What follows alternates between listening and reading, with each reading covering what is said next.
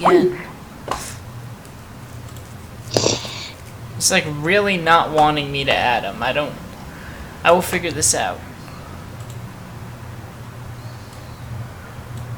I don't understand.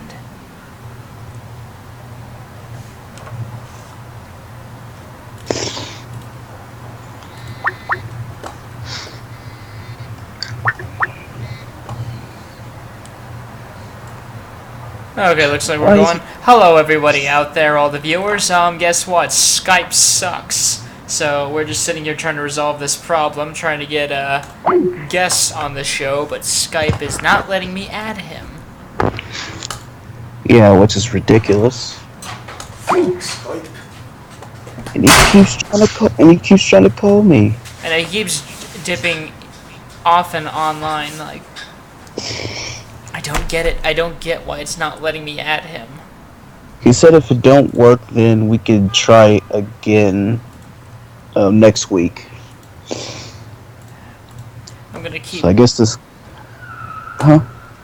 Well, thank you, Skype. Thank you so much for being the ever-reliable source of communication that you have been. All I wanted to do was have 2 people in my call, but apparently that was asking far too much of you, and I do deeply apologize so much just for expecting you to do so much for us, and by so much I mean the very basic adding multiple people to a call. Something, mind you, I was able to do on my 2008 flip phone. But, feel free to drag your feet on technological communication. That's fine. That's totally fine. Alright, I'm going to try to add you again. Are you going to let me add this guy to the group? No, you're not going to let me add him to the group. You're just going to make the badoonk sound and take me back to the main call. This was so weird. It wouldn't let me add you when I called him, and it won't let me add him when I call you. I'm doing this on my computer, so I can do multiple calls on this computer, but apparently no, that's... I am irritated. Yeah, we're gonna have to try to do. We're gonna have to try to do calls, probably half an hour before the show, so we can actually try to figure it out, or we can just try to move on to Google and see if that will work out for us. Yeah, we may have to. Because I don't understand it. Like, we tried for 15 minutes to get this together, and we still couldn't get him in. Skype, I don't understand what you want me to do. Do you want me to pay for your services just so I can have multiple people? I don't understand. No, don't pay for that, because otherwise, what's paying going to do? Good point.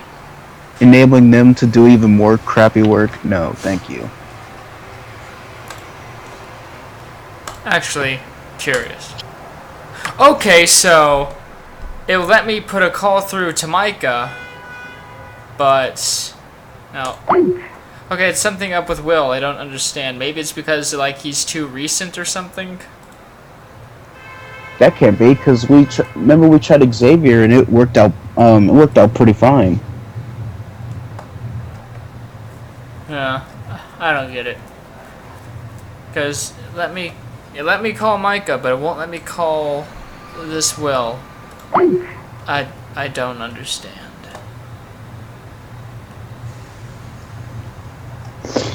I mean, I guess we'll just have to continue on and try to figure it out for next week's show. Sorry, Will.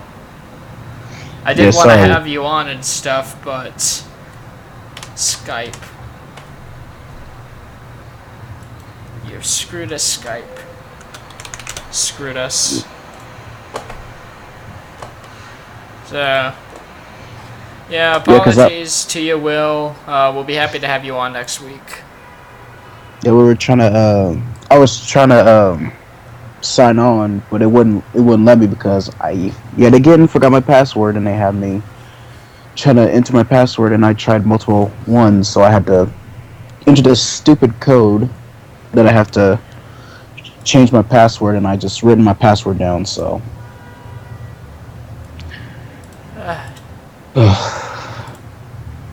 Yeah, like, Skype's being really weird. Like, I'm looking at you, and it's giving me, like, this orange triangle with an exclamation point. Exclamation, what the fuck ever. And it tells me that you're not able to join this call because you need to update, but you're in this call right now. I am talking to you. So what does it mean you're not able to join the call? I can hear you. You are speaking to me. Thanks, Skype. Yeah, because I don't like doing updates because it's pretty annoying and it just takes up my data and stuff. So not takes up my data, but just takes up my space. I know how it is. Well, I guess we better continue on then. Where do you want to start? I got my tablet right here. I guess we could start with the Spongebob facts. Alright. I am going to have a drink of my Mike's Hard Lemonade during this podcast. So if what I say makes slightly less sense as we go on, you'll know why. Is it the lemonade? Yeah, it's 5% alcohol. Oh, okay. It's good stuff, like you can barely taste the alcohol in it. You want to start? Yeah, I'll start. I did forget to number them, but it's pretty much going in order that I heard them. First, he was originally supposed to be called Sponge Boy, but apparently that was the name of a mop being sold at the time. Oh, yeah. Copyrights. Gotta love it. Oh yeah, we'll be getting into copyright stuff later. Next, hang on. I need to make sure I have pictures of SpongeBob up. There we go. There's the logo. Onwards. Next, apparently Patrick Star was supposed to be an angry bar owner. So that dramatically changed. Yeah. Because we all know him as a dopey character. Who really doesn't have that much of a job to begin with. Right? Oh yeah. He's apparently Obama's favorite TV character. Which, oh yeah. Given the ages of his daughters, they would have been, little ones around the time that the show hit its peak, so it wouldn't surprise me that he's a fan of SpongeBob. Yeah. Next is, now, I kind of figured this number would be high, but I didn't think it would be as high as it is. But SpongeBob made up for like 60% of Nickelodeon's revenue. Like, over half of its revenue was made just off of one show alone. Right? And the show in the 90s. Exactly, like... I even talked about that in, high school, too, about, this big show and just what a great marketing it has. All these products they're putting out, all this money they're making. Merchandise. Oh, yeah. Video games, movies, you name it. And speaking of movies, there was apparently 2 series finales. One of the movies, the very first one, was supposed to mark, the end of SpongeBob. This would be the last episode. And the other was, an episode I admittingly haven't seen. So, yeah, I haven't seen SpongeBob in a long time either. It's been a while for me. And it's supposed to be over. I did see up to the episode where Johnny Depp came in. That was about the big one versus the big one. Yeah. So that was about the last time I watched it. Oh, that's been a while. Yeah, I don't know. It's while I do have nostalgia for SpongeBob, I can only watch something for so long. Or the next one, that Squidward fire joke where he gets doused in gasoline and lit on fire because the Krusty Krab's security system or whatever was cut due to 9/11. Oh yeah. Yeah. Is that from part 2 of the facts? Yeah, that was about part 2. Oh, okay. Yeah, I don't remember much about part 2. Because I was watching so much of part 1, and a lot of part 1 stood out to me, so... Yeah, the next one, too, that they included was that most of the crew left after season 3. They either worked on the movie or just left the series entirely, but it's just known that, like, season 3 marks, like, where they changed everything. Yeah, I noticed that. And one thing I didn't know was that, the hash-slinging slasher from that one episode of SpongeBob, slinging hash actually means to serve food in, like, a low-cost restaurant. That's something I never knew. Slinging hash, that sounds like another meaning as well. Yeah. Yeah, that was another thing they brought up, too, about that one, SpongeBob parody thing they did on MTV. Mm-hmm. Where they were, like, made marijuana puns and stuff. The hash. Oh, yeah. Yeah. To be honest, I never knew that was done by MTV. I thought that was done by, like, some person online, not like a major television network. Right. But yeah, that pretty much includes the facts I wanted to talk about. What are yours? The creator, Steven Hillenberg, has a degree in natural resource planning with an emphasis of marine resources. And that's really neat. Yeah, it seemed like it makes sense, I guess, because a lot of the show is what is going on? Okay, yeah. Fire trucks have just been going by all day today. It's been no easier than usual. Jesus. The creator used to teach biology. Say that again? Oh no, I was just commenting. I don't get it. Why they're being so noisy. Oh. Yeah, I liked how the creator actually used to teach marine biology at the Orange County Marine Institute.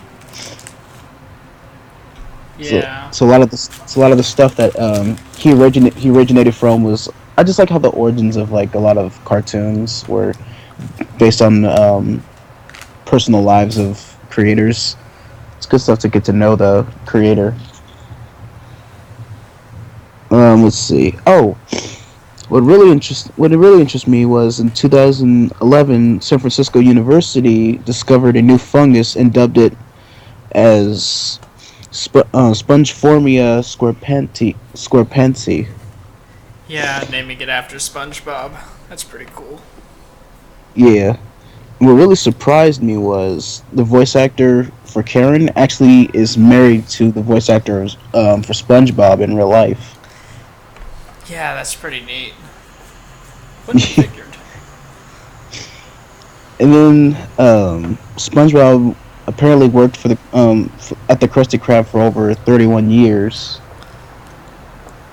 Which would make the term Sponge Boy all the more weird. Right? but sea sponges can live up to 500 years.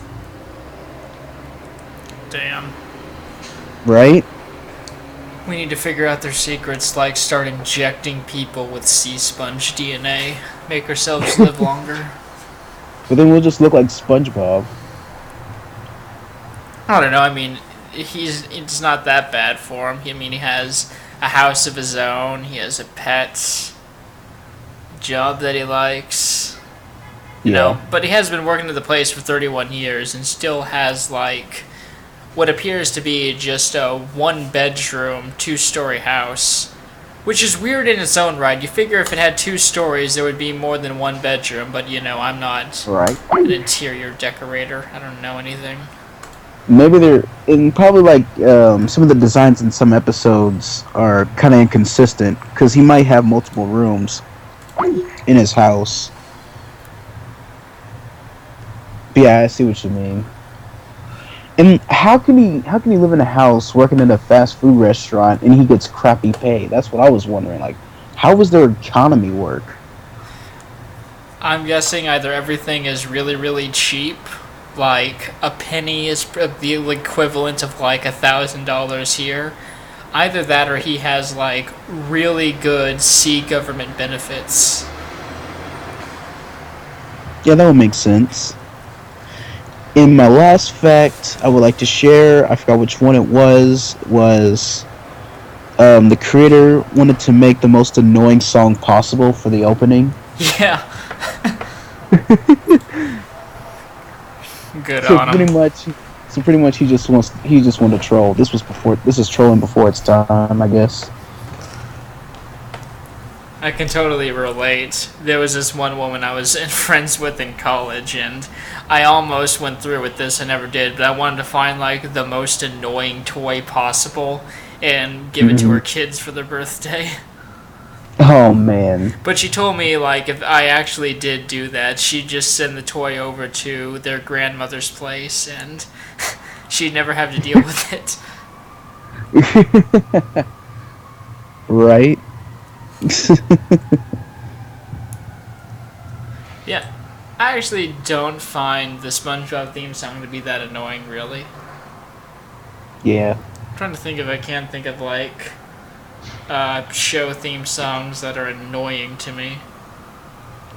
Oh, I remember this one. I remember this one time in high school that when we was transitioning from one class to another, there's this thing where we have to donate to like $200 for some sort of charity, and they will play this song over the intercom while we're heading to class until they get $200, and I think it lasted for like I guess like 2 weeks, 2.5 weeks. Oh my god.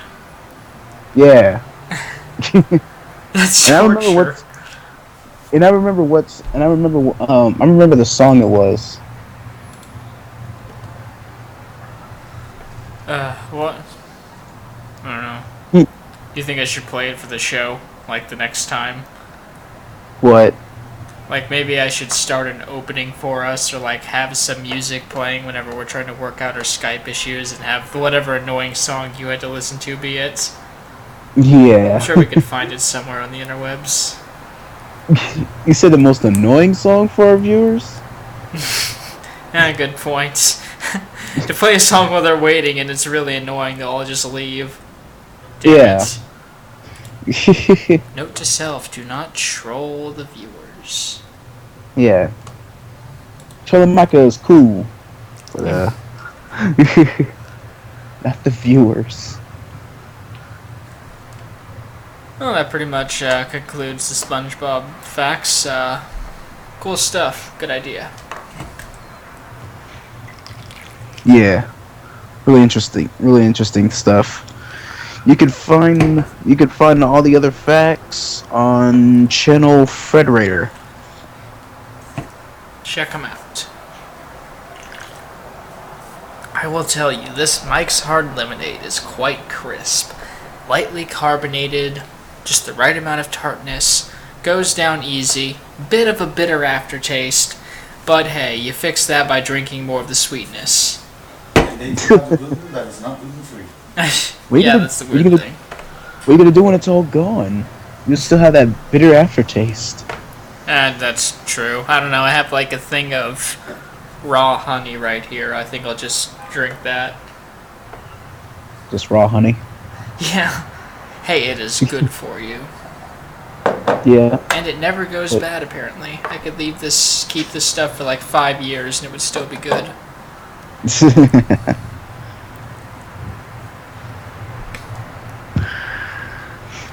Alright, what should we move on to next? Let's get to the Alabama laws. Alright. Here we go for our edition of Dumb Laws. Like he said, today we're going to be doing Alabama. Sweet home Alabama. Actually, I wouldn't know because I've never been to Alabama. Neither have I. Yeah, here's one thing. Alright, starting off, bear wrestling matches are prohibited. And, like, the more specific wording of this is that a person cannot commit the offense of unlawful bear exploitation. So, Yeah, that makes sense. no bear wrestling. You're not allowed to make money off of bear wrestling. You're not allowed to train a bear for bear wrestling. You're not allowed to surgically alter the bear. Wow. Yeah, it's and apparently this is a Class B felony too. Apparently bear wrestling was a big deal there to the point where genetically modify these bears. It's not what they actually did. What they did was they take out the teeth or declaw them so they don't kill the person wrestling them. Oh, man, that's kind of messed up. Which really, I don't take pride in someone dying, but if you think it's a good idea to kick the crap out of a bear for the entertainment of others, and you end up getting your head bitten off, I'm not really gonna feel sorry for you. Yeah. Because you're the one who started it. You provoked the bear. It's your fault. Yeah, honestly, it's if I went up and just, I don't know, kicked a bull in the balls and he gores me with his horns, you're gonna be yeah, that's, who didn't see that coming? Right? Don't wrestle bears. Ooh, here's something that's really unsurprising. The next one is incestuous marriages are legal. They are not or more specifically, it says that they're not deemed illegitimate. So if I were to marry my half sister wherever she is, or one of my cousins, Alabama would say, no, that's fine. That's a totally legit form of marriage. This goes back to the stereotype that people in southern areas can actually practice incest. This is my sister and my mother. Oh, God. I don't even want to think about what I just said. I don't want to. I know that's a real thing somewhere, but I don't want to think about the process. Anyways, the next one. Illegal to pretend to be a clergyman. What is that? What that means is you can't pretend to be a priest or a rabbi. Oh. Or a nun. I guess it makes sense. And if you're caught, you get charged with $500. I do question, I wonder, how many people were pretending to be priests and nuns before this happened, because this is, a heavily religious state from what I know, so it can't be that common. Right? Who knows, I don't know. I've never considered impersonating a priest, except for, Halloween, or maybe a skit for our Vine that we never used. Yeah. Okay, the next law is it is illegal to maim oneself to escape duty. And what they mean by this is legal duties. So jury duty or something like that. So if I didn't want to go to jury duty and I just took a gun and shot myself in the kneecap, I'd go to prison. I guess it makes sense. I can just imagine those desperate kind of people too, they really don't want to go to trial or jury duty or something like that and just get desperate enough to maim themselves. Just stabs himself with a pitchfork. Is it really worth it? The correct answer is no. Let's see what's next. Oh, here's an interesting one. Women are able to retain all property they own prior to marriage in the case of divorce. However, this does not apply to men. So, say that again? Women are able to retain all property they owned prior to marriage in the case of divorce, but this doesn't apply to men. So say, for example, if a woman owned a house and got divorced, she would still be guaranteed that house. There's no chance of her losing the house. But if you're a dude, you can lose the house. That's bullcrap. Yeah, that's not cool. Well, I can't get married in Alabama. Yeah, well, no, they recognize incest there. Marriage in Alabama sucks. I mean, they keep it all in the family. I guess still family can still keep the house under the family name, but still it's disgusting. We're just hanging out with the family. No, I will not ruin that song. Oh God.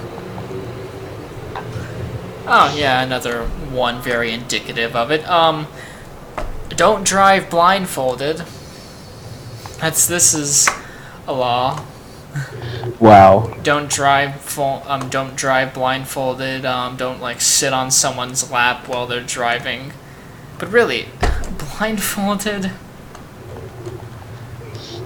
Like it reminds me of the episode of Spongebob where he drove blindfolded for a driving test. Yeah.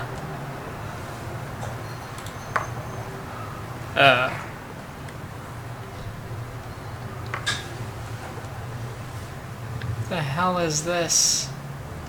Hang on, I have to read through this law for a second. This is an odd one.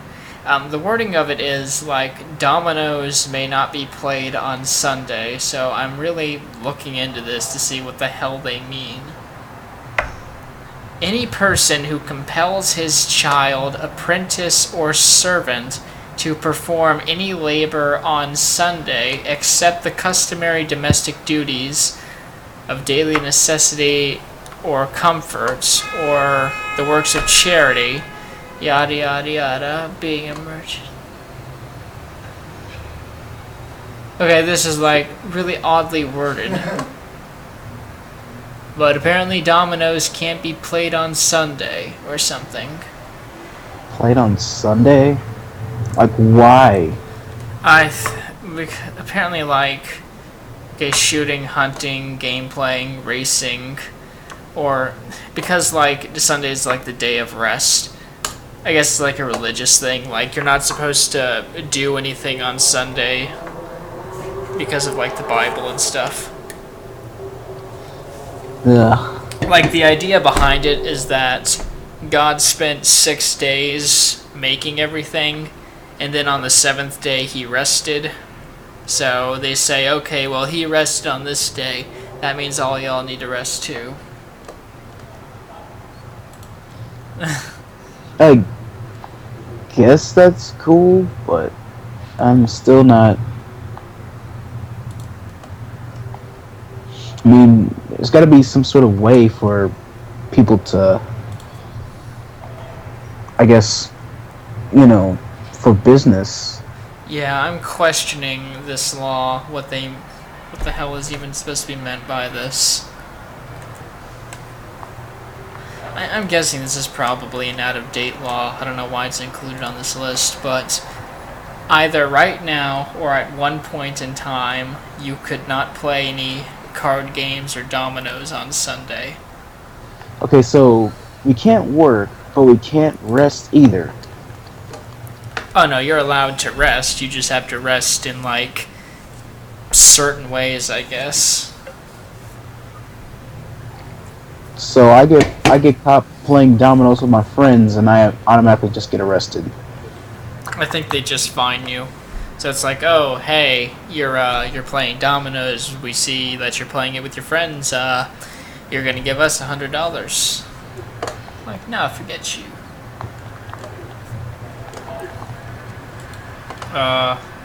In Auburn, no public spitting. So don't spit on the sidewalk or like in a side of a church or a public hall. I guess that will make sense. Because it's gross. The hell is a funk ball? But is that part of a law? Yeah, apparently in a place called Mobile, you can't use a funk ball within city limits.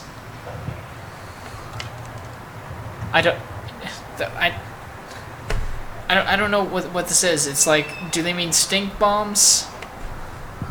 Because it doesn't say stink bomb. It says stink ball and funk ball. I don't know what the hell those things are. I'm going to Google what the hell these things are so I know what the hell I'm talking about. What is a funk ball and why does someone have one? So it's illegal to use those? Yeah. Use them, give them away within city limits. Oh.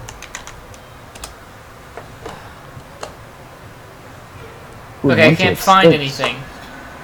Why can't I find anything? What the hell is a funk ball? Urban Dictionary won't even tell me. It tells me it's something that comes out of your teeth. What is this? So you can't sell what's in your teeth? I guess. I don't know what a funk ball is. Is this like an out-of-date term for something? Do they mean stink bomb? I think they mean stink bomb.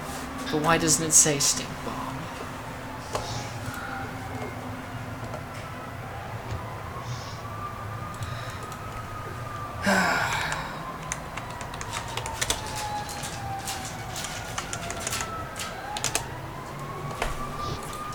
I just need to verify something real quick before I continue on to this next one.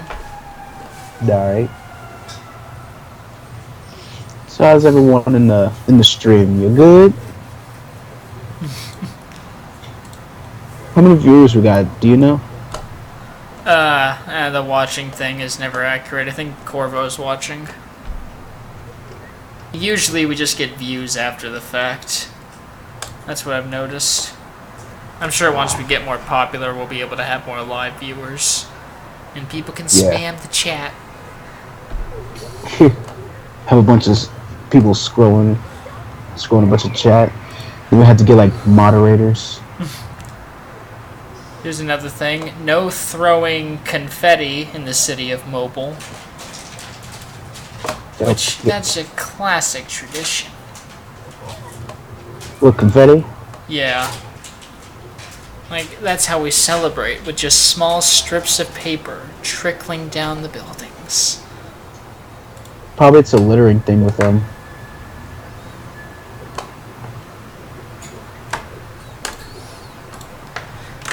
Okay, here's another one that says, spray string is banned. Okay, do you mean silly string?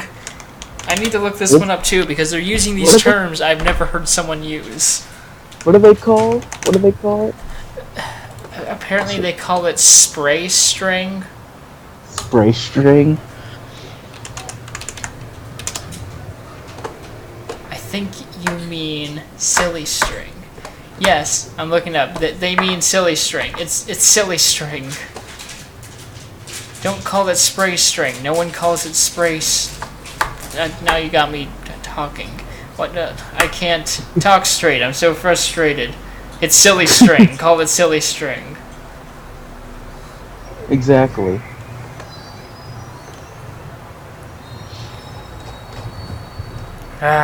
Monsters. Okay, let's see what's next. Let's see what other laws we can touch with. Because there's a lot in this place called Mobile. Like, it has more dumb laws than, the entire list of the state of Alabama. So I guess Mobile has less common sense, apparently.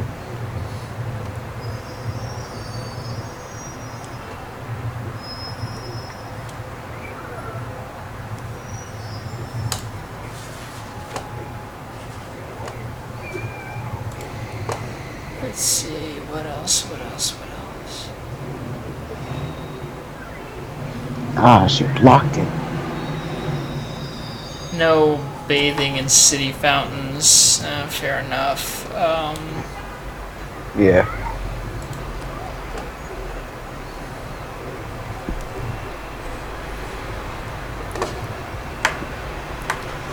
Apparently, it is unlawful for women to wear pumps with sharp high heels, like high heel shoes, because apparently some woman with those heels it got caught in the sidewalk and she fell and injured herself, and they passed this law to defend themselves from lawsuits. Defend themselves for lawsuits. Lawsuits for I the guess city. like the street or the sidewalk hurting people. Don't wear high heels. Like, why is it gotta be a law? So it's illegal to wear high heels, or It doesn't go into much detail. I don't know like what the punishment is. It just says it was put up to defend themselves. Let's see if I can find anything else.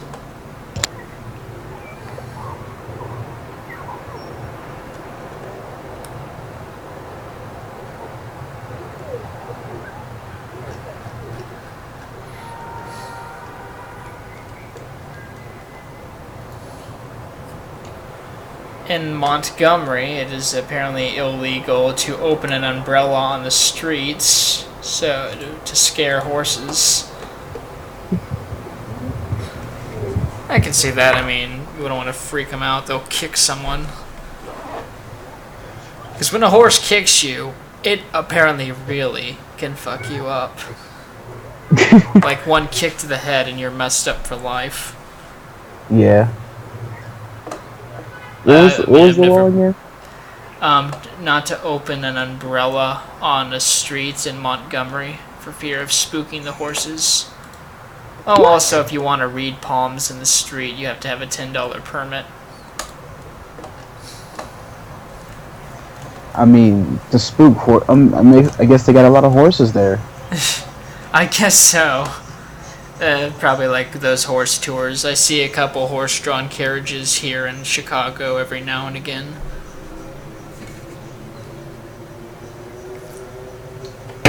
Let's see. And that's about it as far as the ones I can verify that are like at least interesting. I don't know, the last one was, I'm not sure if this is still in place, but when military personnel were inside Alabama, it was made illegal for them to howl at women on the street. Really? Which, really, guys, don't make noises to impress women. Trust me, it doesn't even work. Hell, I did that in theater class, and it doesn't even apply. Was this when you was in the college, the MCC? Yeah, MCC. Oh wow. They will not be impressed. Why is it illegal to do that? Like it's just stupid. I mean, I guess you could do like the harassment thing, but specifically howling is weird. Yeah, I mean like what?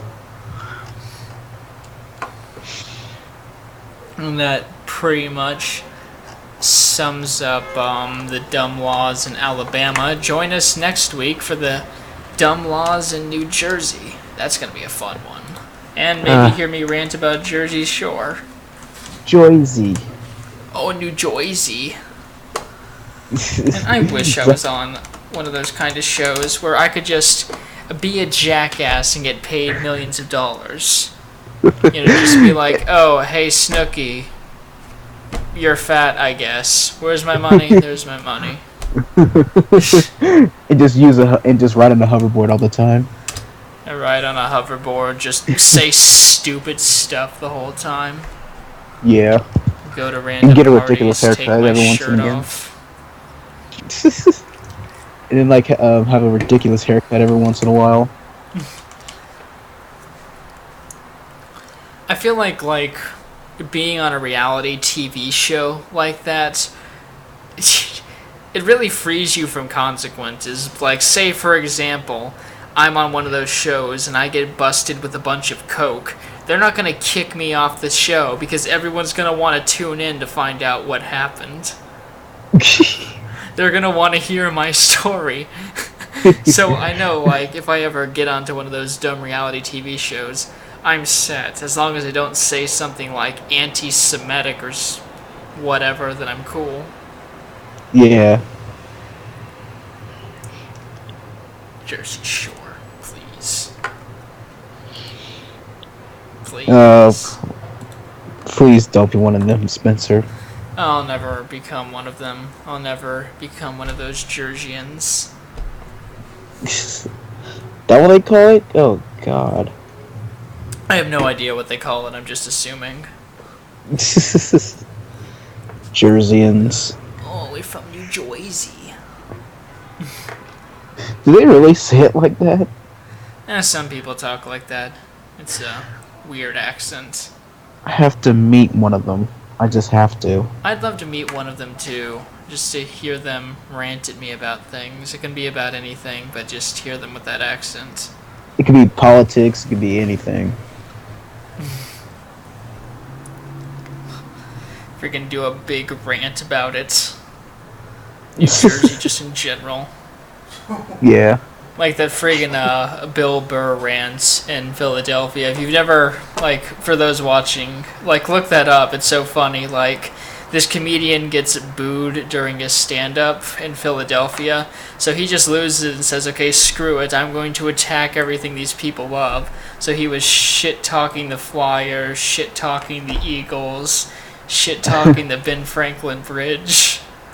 Oh, man. It was... Did he talk about the Philly cheesesteaks, bruh? I don't think he talked about the Philly cheesesteaks. He was saying, like, he hopes, like, they all choke to death on the Philly cheese. And, you know, he hopes that. He hopes they get heart disease, cancer. He said that the terrorists would never bomb them because they're just that unimportant. Oh, that's messed up. And he said horrible things. He's straight up savage, man. He's like, and I hope you all drive off that stupid Ben Franklin Bridge, you one bridge having piece of shit city.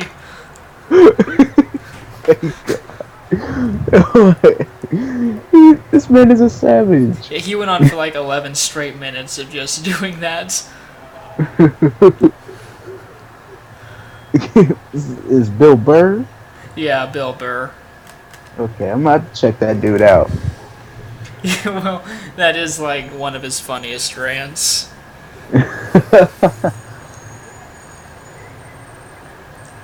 He's a stand-up comedian. Yeah, he's a pretty funny stand-up comedian too. Really like good at what he does. Like, I heard one of his stand-up where he was talking about this dude that jumped out of a helicopter to kill himself, and he actually, like, that sounds depressing, but he actually made the story surprisingly funny. Wow. Mostly because he was like praising the guy. He's like, I love this guy. Alright, he said, no, fuck you, disease, I decide. He gets himself a burger, he's ripping out tubes, gets in the helicopter. Yeah, take the helicopter in the sky, jackass. Like, I don't know, like, he even got, like, the crowd cheering for him, and then he revealed that the guy survived the attempt, and they just went, aww. That's messed up. Like, he actually got the audience to go awe over a guy surviving a suicide attempt. Dang. Like, he was that good at the stand-up. I don't know whether or not to call the audience either stupid or... It's hard to say for me. I think it was just, like, the way he was building it up. Like, he was building up, like, this guy taking his own life is, like, a heroic and great thing. Like, him deciding to take control over his life and stuff. Not letting the disease decide when he dies. Right? Like, he even called the guy a hero. Like, fucking hell, I love that guy.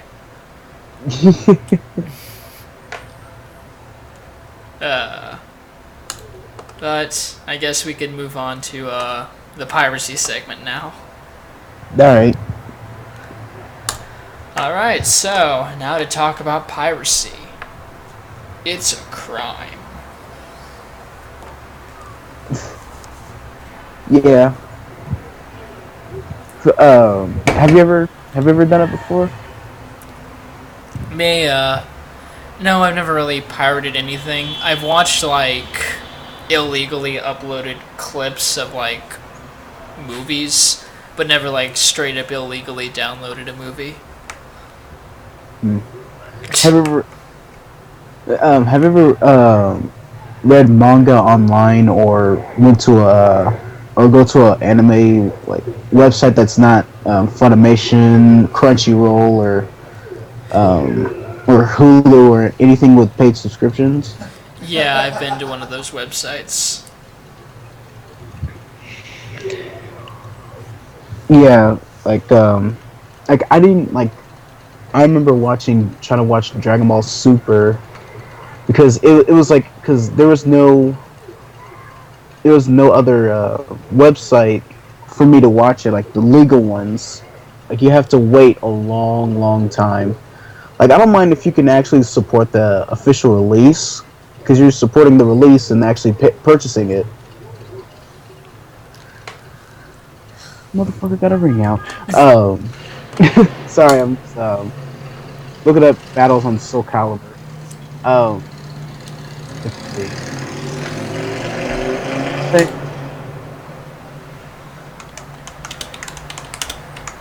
Oh yeah, official release.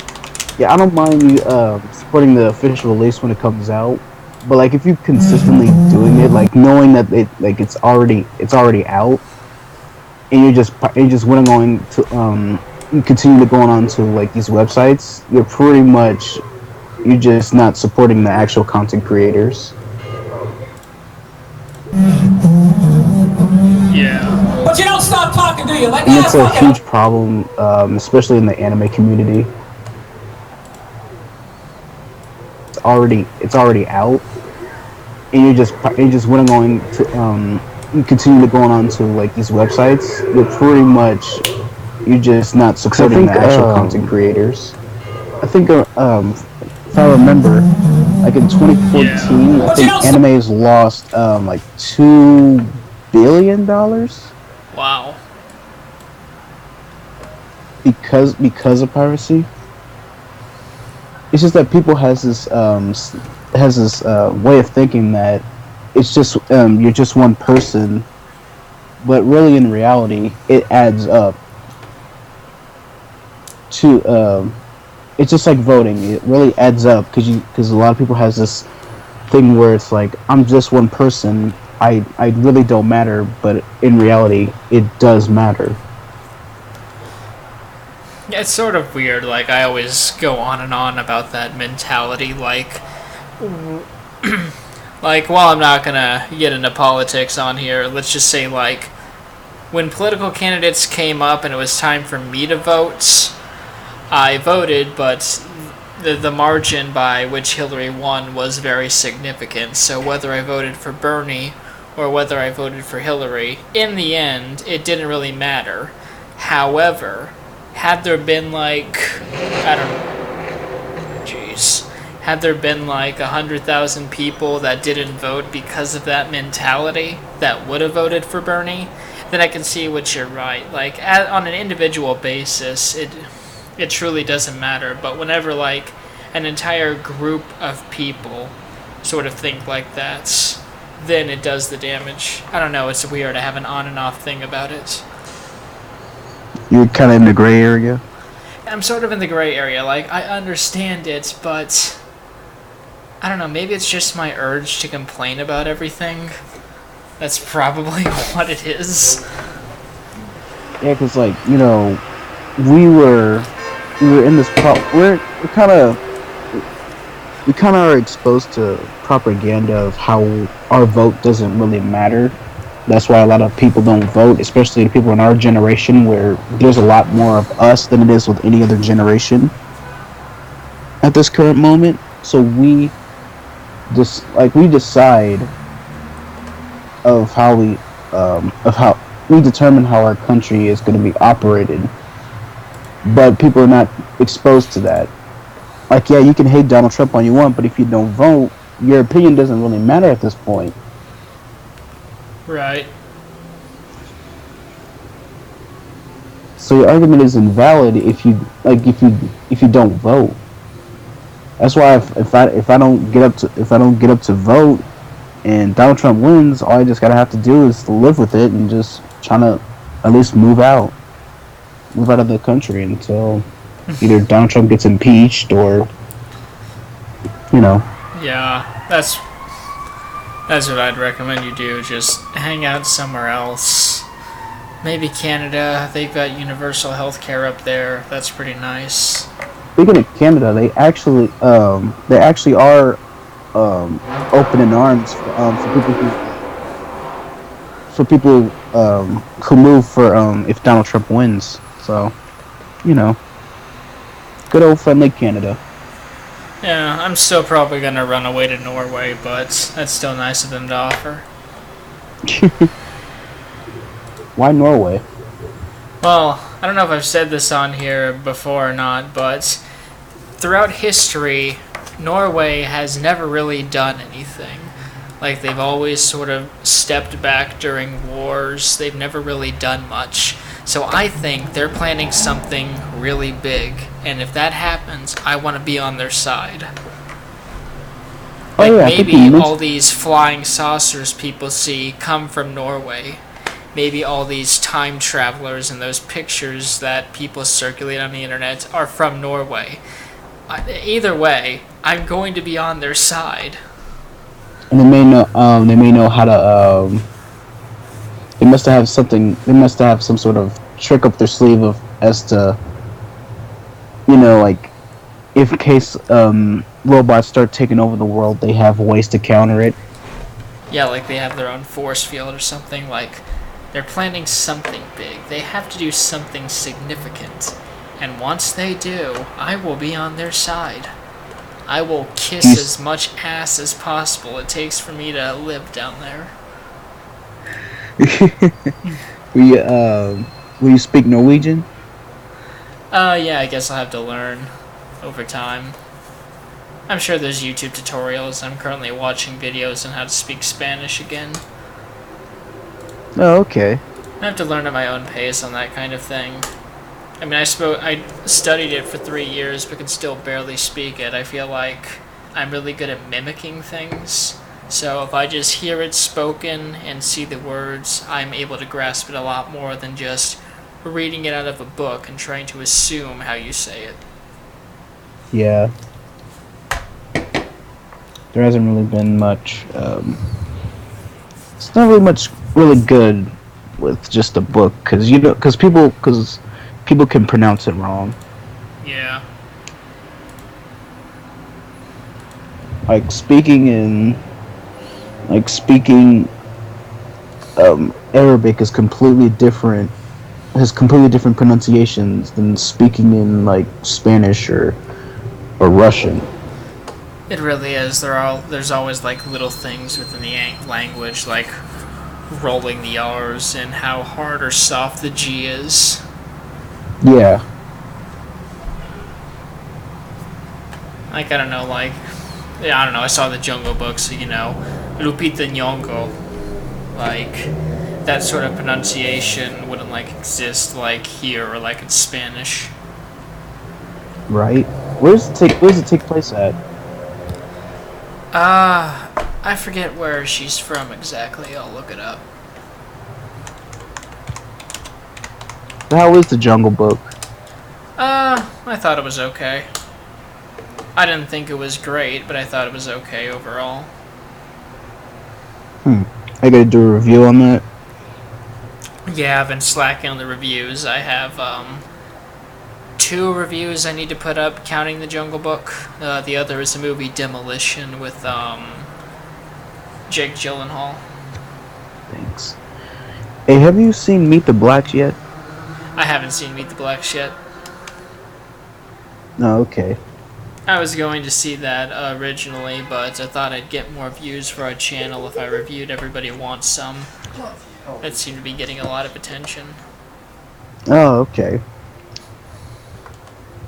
Okay, yeah. Lupita Nyong'o was born in Mexico, but to Kenyan parents, and was also raised in Kenya. Oh, okay. Oh yeah, speaking of movies, I saw a movie today. What'd you see? The new Barbershop movie. Oh yeah, the one with Nicki in it. Nicki Minaj. Yeah. How was that, by the way? All right, Eric's little mini movie review. All right, so I've never, I don't remember much seeing the first two barbershop movies, so I can't really make a comparison on that. But for me, I actually enjoyed it. Um, Pretty much just takes place in modern Chicago. You know, with all the problems they have. You know, with all the killings, the gang activities, things in that nature. Um, I'm not gonna spoil too much, but it's really nice because they're trying to they're trying to have ways of countering the violence in Chicago. And there's a lot of funny moments with JB Smoove and like Common.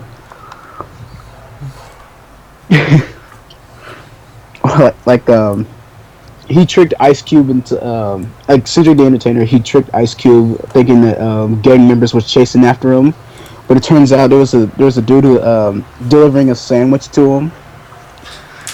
So he's just running away from the delivery guy. Yeah, you could be saying that, or he was just flat out just tricked him. And then, as for Nikki's acting, it was alright. Because it was just like, you know, Nikki's being Nikki. I see, yeah. I was always curious. The only real acting I've seen her do is one episode of Steven Universe and that Do the Creep music video by Lonely Island. Oh, yeah. From Saturday Night Live? Yeah. She made out with a dead body in that music video. Oh, God. It was weird. Oh, yeah, she was in the Nice Age movie. Yeah, I can't remember which one, but I know she's going to be in the newest one coming out. God, they're really running that series into the ground. What, Ice Age? Yeah. Like, they're releasing so many movies. Too many Ice Age movies. I don't know. Scrat still makes me laugh, so I guess there's that. There's like she actually was in Steven Universe. Yeah. I forget her name, but she's the fusion between Amethyst and Pearl. Amethyst and Pearl. Yeah, they fuse together. I forget. Is it Sugalite that they form? I can't remember. I'll look it up. So I can look smart in front of the fans.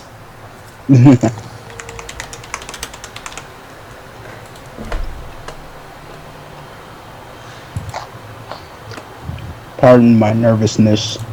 Okay, yeah, I was right. She plays a Sugalite in the series. And it's Amethyst and Garnet. How often does this character appear? Is this like a cameo or? She's been in more than one episode. I'll have to look it up. Oh yeah, Nika was also in the Cleveland Show. Oh yeah, I remember that.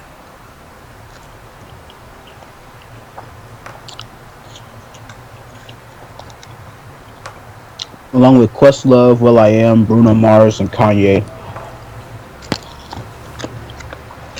Oh, will.i.am. One of only two people that ever went anywhere after Black Eyed Peas went their separate ways. Who was the other person? Fergie. I don't even know the other two's name. You see, exactly. I'll look it up, I'll see what they did.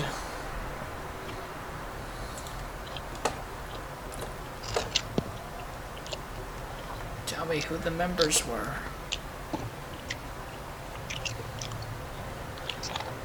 It's Taboo and Apple Diap. You said Apple Diap? Yeah. That's a weird ass name. It is. His real name is Alan Lindo.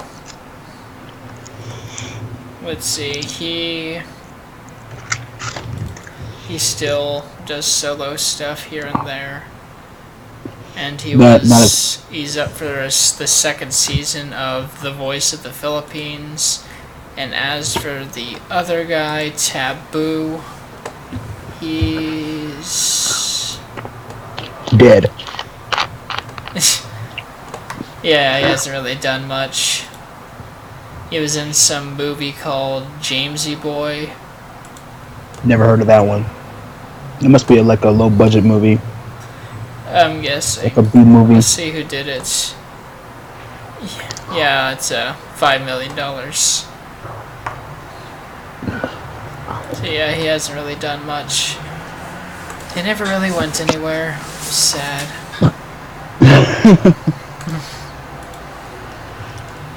Of course, I'm not one to shit talk him. I doubt I'd ever be in a successful band, so I won't give him too much crap. Oh yeah, there's another topic, pirated music. We've talked about like anime and TV shows, but what about like music? How do you feel about sort of like musical artists getting upset about like other people putting their music on YouTube and stuff? As far as I go to those YouTubes because the ads are because the ads are kind of annoying and my phone is like really slow, so like I don't really condone, as much as I don't really condone it, I'm part of a guilty party of actually listening to those. You're guilty. I mean, it's not right, but I don't know. Because I'm on both sides of the fence, because I'm a person who listens to the one that doesn't have ad support on there. Because I'm not huge into I'm not really huge into ads, but thanks. I was never really that much into it either. I mean, yeah, it's annoying, but like I can tolerate it if I got like proper internet or whatever. Like otherwise, I wouldn't even mind, because at least they get their money, and I can still get my entertainment. Yeah.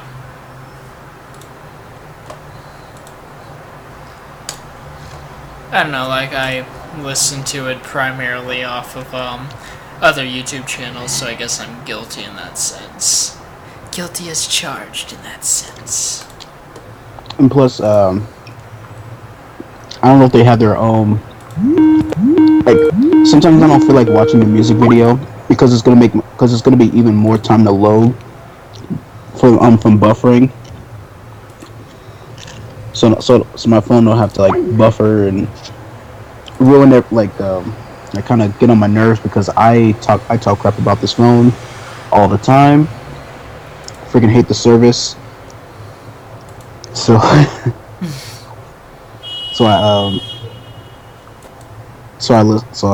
just listen to the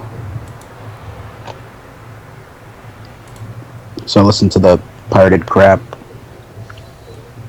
I guess bottom line is, as long as you support the official release, it shouldn't be too bad. Yeah, I can agree with that.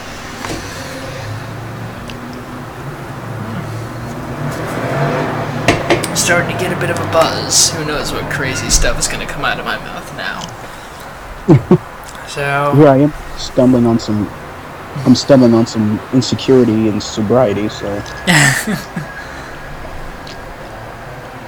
Plus eating chicken and rice. But chicken and rice-a-roni, really good stuff. It is. Boy, do I miss chicken sometimes, especially Buffalo Wild Wings. Like, that was my shit back then. Oh, succulent. I still kind of still get the shrimp and dip them in the sauce, but it's not the same. Not the same feeling as the chicken. Totally, completely different creatures. Ah.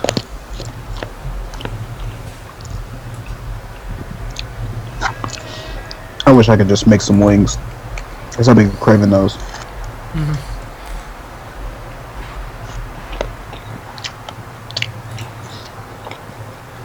Oh yeah, do you know how to play, like, sounds from, like, my computer to your device? I'm actually thinking about playing the Bill Burr clip just to add more time to our segments. I'm not really sure on that. Yeah, because the viewers can hear it, but I want to make sure you can hear it too.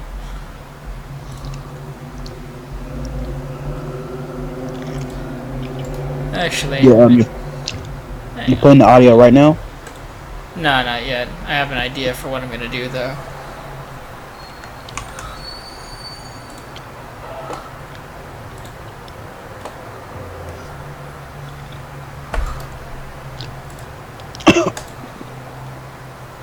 So I know, like, you play audio sometimes when we was on calls, and I could hear just fine.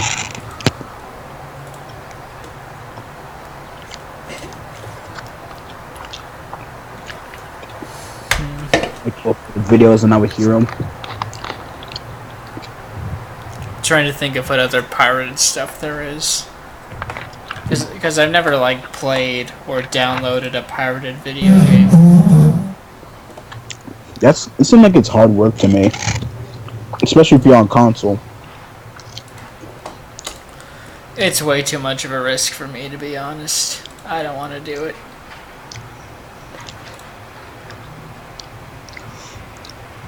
It's the highest paying revenue. It's really a high paying revenue. It's making a lot of money.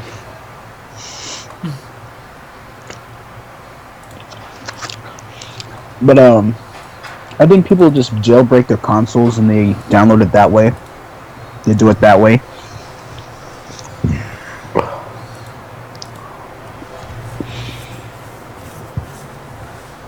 And I remember someone told me in college that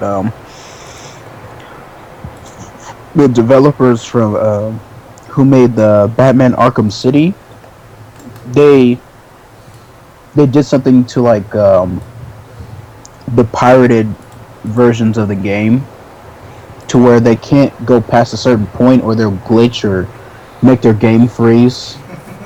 So they won't pirate the game, or so they won't beat the pirate game. They have to buy it in order for them to get the full experience. Yeah. But, you know, give credit where it's due, money where it's due, stuff like that. Yeah, but yeah, I mean, it's a really, like, Arkham City was a pretty good game, but some of these games, it just makes me want to pirate them because the developers are slacking in their department. Like, they have these things where they showcase a game on E3, and it looks really, really good. It looks it looks like you really want to get the game, but once you get it, it sucks, or it's not living up to expectations. I see what you mean. Fair point. Fair point. Because our voices are really speaking for the company. They're not listening to our voices. They're listening to our wallets. Stop. No, don't play the damn thing yet. Bastard.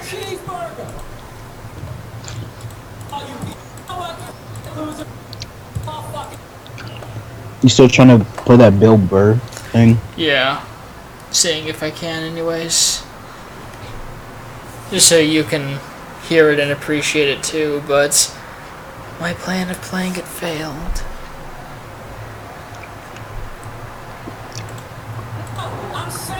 So I'll see what I can do with it. Have you tried opening a new tab and doing it on YouTube? Oh no, I can do it on YouTube. I'm just trying to like play it so you can hear it. Let's see.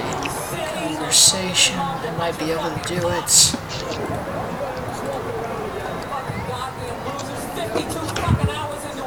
I don't know, can you hear it? Nope. Bummer. Let me play shit.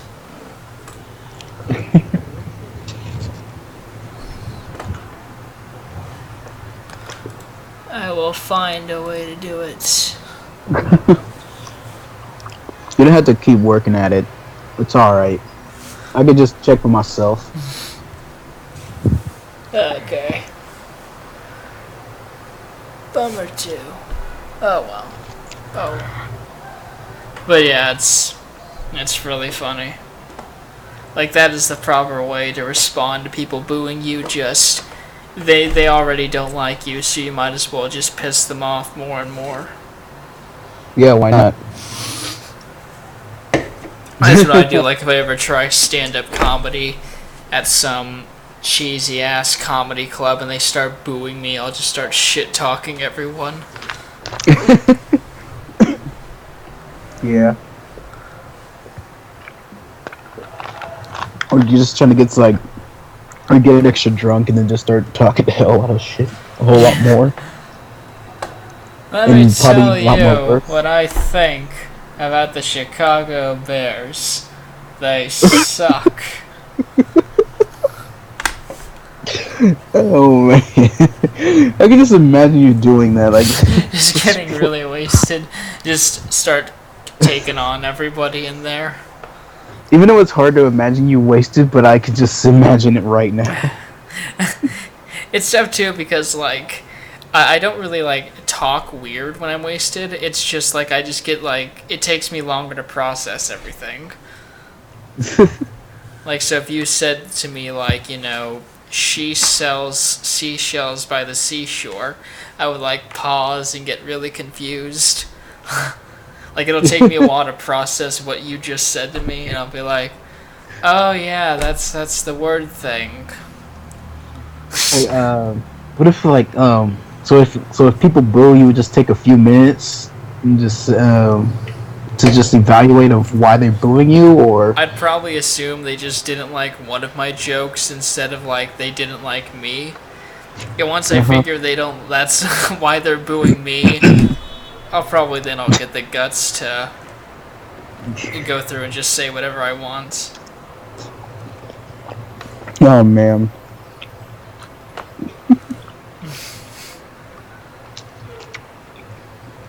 I would just love to see that.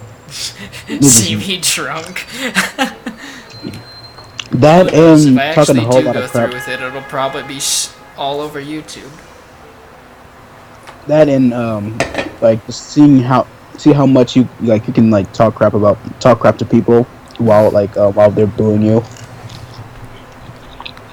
You wanna boo me? Look at you over there, Blondie. Fuck you.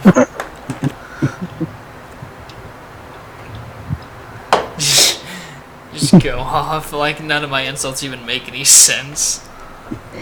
Like you'll talk about someone like someone got a mom body or whatever. You're like, oh yeah, this is the mom of the year. She got 4 fucking kids and still comes to a comedy club and talk about how I'm the worst human being on earth. Oh yeah, you wanna talk shit on me? Let's talk about you and your parenting. Where you can see your kids as little welfare chicks. As like little child support things. And look how you dress. You look like you get sucking 2 dicks every 2 days. At the same time. They just go savage on her. And look at you over there. You look like you have a liberal arts degree. Let me ask you, what coffee shop are you working at now? Or something like that. Tell him how pretentious he is. You pretentious asshole. So tell me, how disappointed were your parents when you decided to go to an art school? And you look like you came from New Jersey. Yeah, you look like you came from New Jersey, wearing your hat to the side, button-down shirts, showing off your arms to everyone. Nobody's impressed. No one's impressed. just progressively, like, even have a flask up there and just get more and more wasted. And just like not sealing the flask all the way, and it just goes down and the alcohol goes down your pants. Then they'll laugh. Just like Peter from Family Guy. Either that, or I'll have a Key and Peele moment where I like do a bunch of insults to everybody, and then I get to like the burn victim in the wheelchair. Yeah. He said he could take it. He said, "I thought I could." I thought I could, but I can't. I'm looking forward to seeing that Keanu movie. I'm gonna watch that and review it.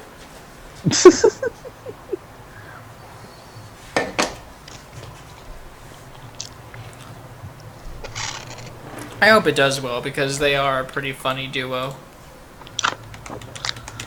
I heard Method Man, and I saw Method Man's gonna be on there.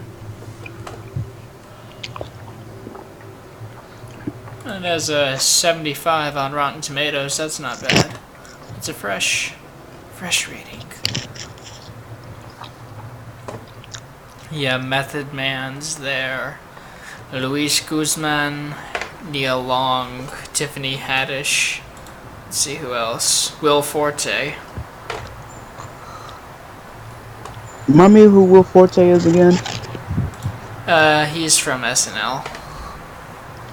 I'll try to see if I can find some movies he was in. Yeah, he was in the movie Nebraska. Pretty depressing movie, but it was alright. God, yeah, that was a depressing ass movie. It's like this old guy that was like a real dick back in the day, but he has Alzheimer's and can barely remember everything, so everyone treats him like shit because of the things he did in the past. Dang. And it's like, wow, yeah, like the whole movie he thinks like he won some grand prize, because it's like one of those internet things where it's like, hey, you just qualified to win $1 million. Here's this random code. He's like all excited about it, yeah.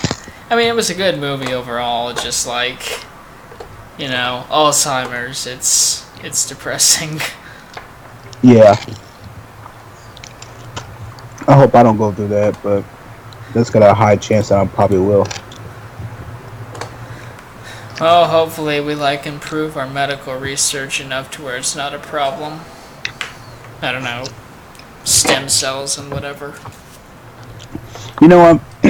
I'm thinking, if they're not trying to do anything, like, do you think we're actually having the special care for the elderly people as a country as a whole? I feel like we could be doing a lot better. I mean, there's always stories about someone abusing the elderly in, like, one of the retirement homes and stuff like that. I feel like we could do more with, like, Social Security, making sure they can easily live on their own, and improve healthcare to where whenever they do have health problems, it doesn't completely cripple them financially. What about elderly prisoners? We need to improve on that too. Yeah, really, because at the end of the day, there's still people, and most of the people in prisons these days are there for like drug offenses or shit like that. Right? So, at least like take better care of them, because at the end of the day, say whatever you want about criminals, but they are still human beings and deserve some form of fair treatment. I mean, I know some people say like, oh yeah, well, they're violent people and they're this and they're that, and I just go, okay, well, if you think we should be treating them poorly in prison for the rest of their lives, how are you any better than this guy? I mean, morally speaking, you're on the same ground. The only difference is you've never directly hurt someone.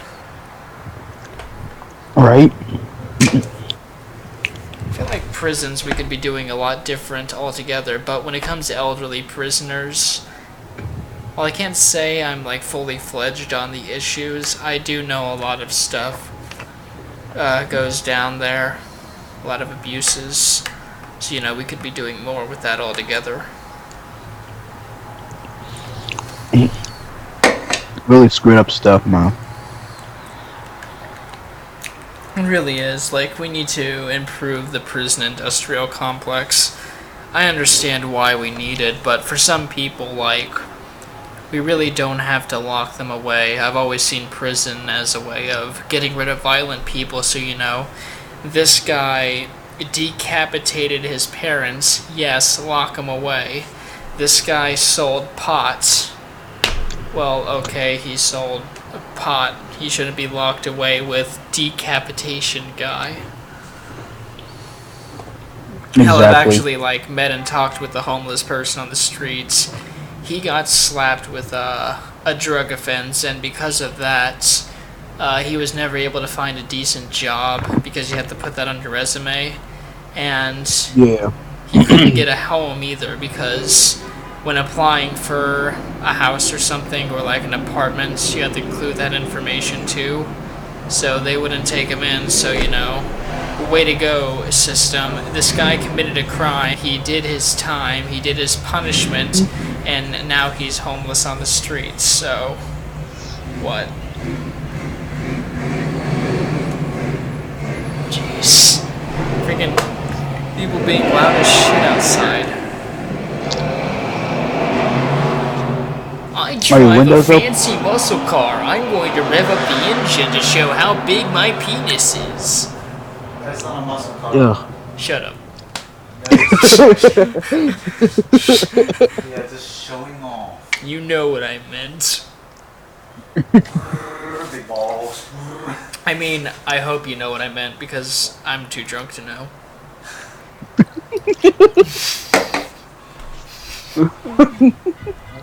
Yeah, super nice. Drunken Spencer. When I'm drunk, it's like I just get easily confused by things. Like, I got drunk in Mexico, and I was walking around, just sort of enjoying myself, and I look at this sign and be like, shit, I really am drunk. I can't read this sign. And then after like 20 seconds, I realize, oh, yeah, it's in Spanish. I'm in Mexico.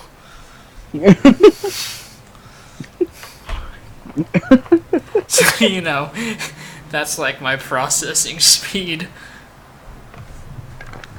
20-second delay. Just a 20-second pause to process everything. Hey, maybe your drunken process is a lot more faster than my phone. Just putting on a video. I So know, kudos. my phone sucks. Like, reception in Chicago sucks. Especially for Sprint. Like, freaking dropped calls all the time, can barely understand anyone. It sucks. Probably because I was nervous.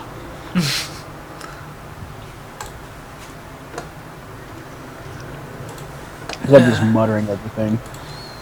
Yeah, I do that sometimes too. And I stutter, and I'm just very... And I sound very illiterate and very nervous. Especially like today, when we were talking about piracy. I just noticed that. I'm so awkward. It's like talking to an audience. It's like talking to pretty girls for me. I know I suck at it. It's like freaking I walk up to her and I'm like, the guy that wrote Peter Pan, his brother died and his mom made him go by his brother's name for a while. And she like just slowly backs away.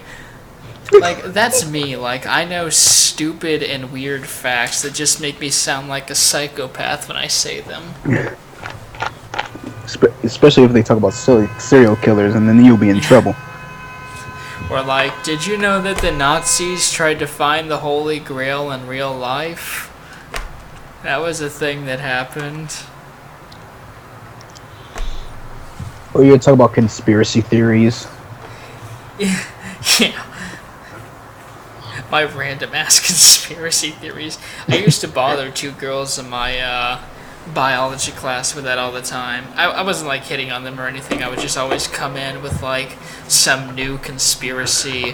One would sort of like sneer at me and make sarcastic but reasonable comments, and the other would be like, "No, Spencer, you're wrong. Don't say that." I guess she cares about you. Oh yeah, that was Kat. She was real cool. Should contact her one day. Wonder how she's doing. It's always important to contact your friends. That's what I need to do. I need to start doing that. Oh god, I remember that class too. That was like I showed up there one day really high on painkillers. Yeah, okay, so I don't know if I've said this on here or not, but yeah, I had just gotten out of surgery, like less than 12 hours out of surgery on my spine, and the stitches were still fresh, and I was on a lot of painkillers to get rid of the pain. I could function okay. It was like my motor skills weren't the best, so like I wasn't able to like navigate very well. And they quickly knew this. They're like, "Okay, Spencer, what's up with you? Are you sick?" "No, I just got out of surgery." And after swearing at me for about a minute, Kat convinced me to go home. It was a good thing too, because we were dissecting cats in the class, and you know there were scalpels and stuff. Dissecting cats? Yeah. The worst part is our cat was pregnant too. Oh. So you know there was that. Like when it was the pigs that we dissected, it wasn't that big of a deal for me. But with cats, I grew up around cats. I raised a little kitten that soon hated me and my family. I don't know. He's a furry little asshole. This sounds weird. Yeah, I like freaking save him from freezing to death in the Minnesota weather, and he barely lets me pet him on a good day.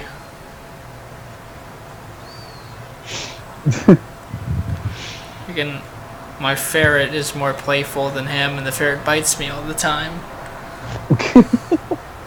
Little asshole. Yeah, like he'll like nip at your toe and like hide underneath the couch. It's his way of playing, but sometimes he bites a little too hard. Oh. You don't mean it, but still, his little teeth are sharp. I hope when I get a cat, he don't be hurting me too much. It's hard to say. I'd probably get like one of those shelter cats. Maybe like one of those three-legged ones. Yeah, be a nice, cool companion. He just don't travel too much. Yeah.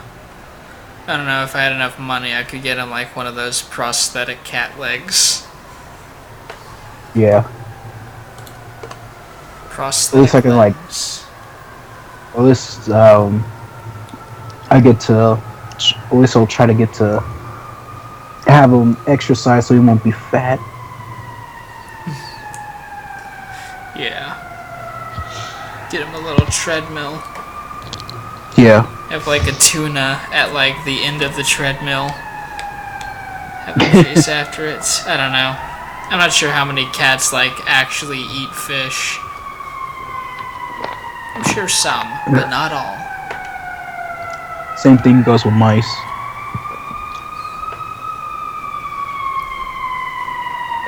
Yeah, mice and rats.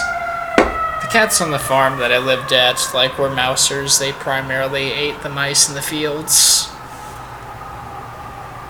Yeah, that was the thing with our landlord. He's like, you know, I'll feed them so, like, they don't starve to death, but I want what they eat mostly to be the rats in the fields. And, like, the cats would do that. They'd eat rats, rabbits, stuff like that. Jeez, rabbits? Oh, yeah, they'd truck after the rabbits. Not that many, though. I think I've ever only seen them eat one. But mostly mice is what they ate. Yeah. Because there are a lot of them. Yeah. And we gotta get rid of them. Because my landlord wanted to grow his corn and soybeans in peace. Yeah, that makes sense.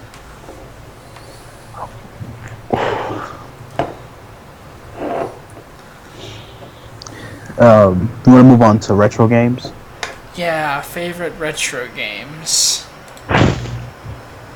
For me, it is definitely Pac-Man. Like, I loved Pac-Man as a kid. I, like, had, like, one of those handheld games that was Pac-Man. I played, like, that one weird 3D Pac-Man game that came out on the PlayStation. Like, that was my favorite one overall. My mom loved the game, so that's probably where I got it from. Oh, okay. What about Good old you? Pac-Man, huh? Yeah. I would have to say, I guess Game Boy Advance count as retro now, right? Because it's been over 10 years. I guess I'd consider it retro. I don't know, what game on it are you thinking of? I guess Pokemon Emerald. Counts good enough for me anyways. Because I used to, that was like my first Pokemon game I had. And, yeah, it was the first game I ever owned, and I just really liked it. The music was great. I liked the RPG. It was like the first turn-based game I actually liked.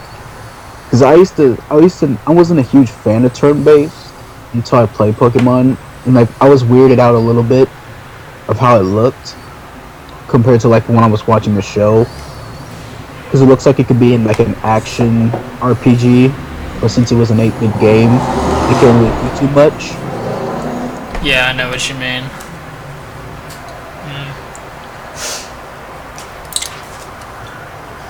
The only Pokemon game I really played was Pokemon Stadium. Oh yeah, that was a good one. A 3D turn-based game. I completely forgot about that. Yeah, it was pretty cool. I liked all the abilities Pokemon had that I didn't know. Like, Meowth had that one psychic attack, and I remember thinking to myself, how come you never did that in the show?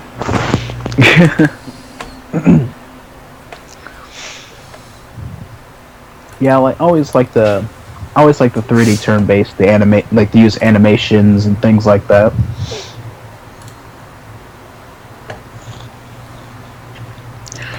Like there should be one for every generation. Yeah. Like Wii U should have one, and I think the NX should have one as well.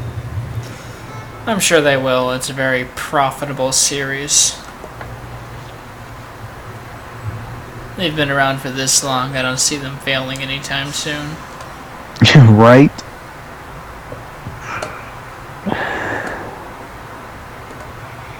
Can't wait to see what they do for.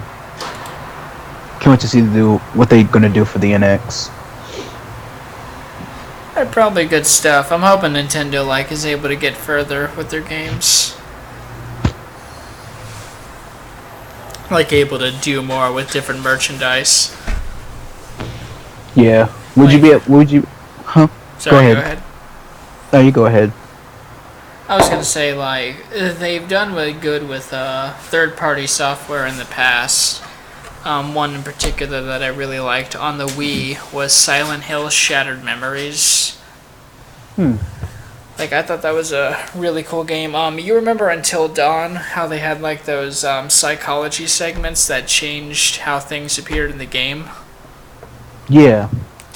Shattered Memories did that first, and they actually did it a lot better, in my opinion. Huh. Like, every now and again, it would cut to, like, you would be asked questions, and based on how you answered them, the monsters that chased you would look different. The appearances of the characters and their personalities would be different. They had this one segment, too, where, like, you could draw a house, and, like, you would color everything in, like, color in the family that lives there, and when you showed up to the house, the family would be wearing the same colored shirts that you painted on, and the house would be painted the same colors. It was just, like, a really cool game overall. I really hope they make a sequel to it, because while you can argue that it's a bad Silent Hill game, it was still a really cool game overall. That's actually pretty neat. It's kind of feel like you're telling a story. Yeah, it is to a certain degree. Really cool. Kind of had a nice little twist at the end. Trying to think of some other cool things they had. But yeah, mostly like the way you interacted with the environments would affect your game. Like if you were like looking at all like there's like posters of like women in lingerie and stuff, and if you like stared at that a bunch or did like perverted things, like the monsters that chased you would have like curves and tits. And the ending would change. Like the main character can either turn out to be a cool guy or a complete shitbag. Seems like a nice concept. Yeah, Shattered Memories. That's one of the few good, like, newer Silent Hill games that came out. I still argue that it's a good Silent Hill game. The fan base is still a little mixed on it. I liked the Naruto games on the Nintendo consoles. Like the Clash of Ninjas. Oh yeah. It's a really good fighting game. Like I like they have like all the characters have like different combos and stuff. It just feels like a real fighting game. That's another retro game I like. Trying to think of some others. I never played Budokai on the GameCube, but I heard it was pretty good on the GameCube. I had the first and second one. I don't think there's no Budokai 3 for the GameCube, unfortunately, because the mechanics of it were a lot more than it was for than the GameCube can handle. You know, hyper mode, and then there's hyper mode. There's transformations and stuff. So they weren't able to input to match the inputs into that.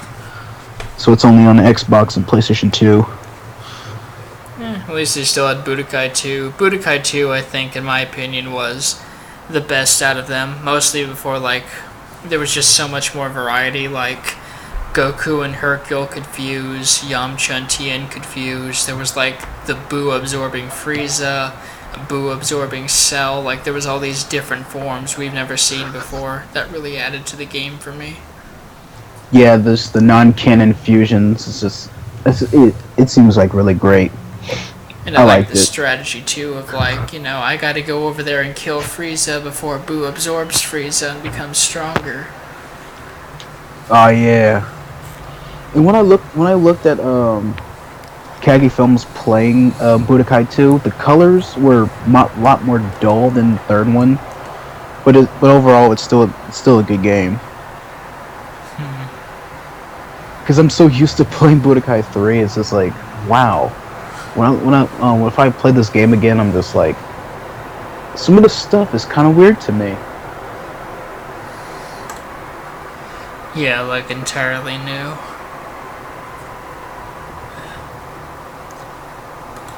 Ah, Budokai, I love ya. What's another retro game you like? Crash Bandicoot 2. That was a fun one for me. It's my favorite Crash Bandicoot game overall. I just like the feel of it. I like the music. I kind of like the original bonus ending too. Crash Bandicoot. Bandicoot. I haven't played any of the Crash games. They're pretty cool. One's alright, 2 and 3 are solid. Twin Sanity was pretty fun, but really glitchy. Like, they really wanted to do a lot with that game, but the studio just didn't give them the resources.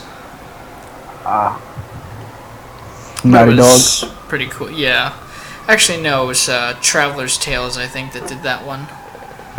Oh, okay. Naughty Dog gave away Crash after a few games. And so other people adapted it, then it became like a Control These Giants game, and the fans weren't happy about that. But yeah, overall, like, 2 was really cool. Although 3 did give you the chance to use a bazooka.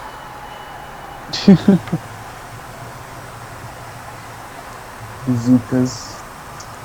Yeah, like, you would unlock new bonuses after every boss you beat. So, like, I think after you beat the 4th one, you'd get a bazooka to where you can just take out enemies ahead of you. Or take out enemies you couldn't reach before. Is it a platform game? It's more like a 3D platform. It would be like a platformer, but you're looking at them from behind. Oh, okay. So like that. Another game I liked was NBA Street Volume 2. Oh, the street games in general I love, especially NFL. Yeah, the NFL. Basketball was always my thing. Just unlock the street legends. Still remember my team to this day. I hope they do something new like that because it was really cool. You could design your own character and God, I miss games that do that. Like that was a really big thing for a while. It's like the street games did it, the Def Jam. My God, the Def Jam games did it. I love Def Jam too. That was cool. FIFA Street was okay. The new one, I was kind of put off on that because it didn't. The new one? It felt a lot more realistic than it is arcade-ish kind of game. I see. I mean, you might still have some like show-off tricks and stuff, but it still doesn't give you that arcade feel than the old FIFA Streets, in my opinion.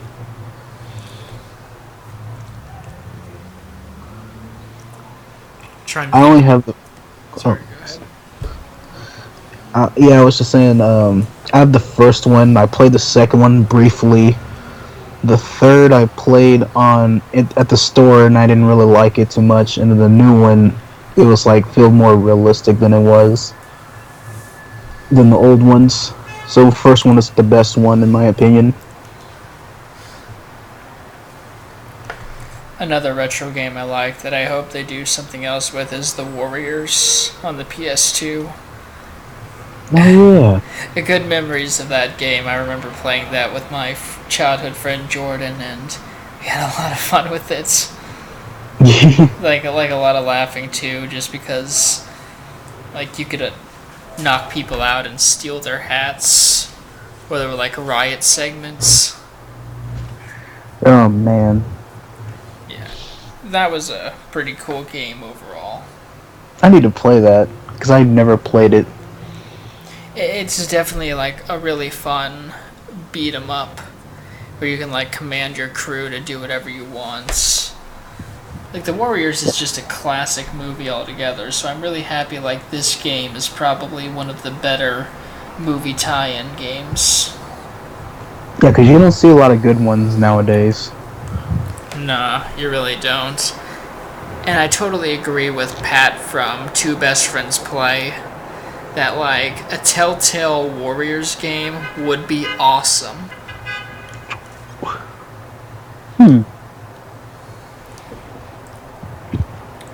I never thought about that. What about Scarface? A Telltale Scarface game, that would be pretty cool too.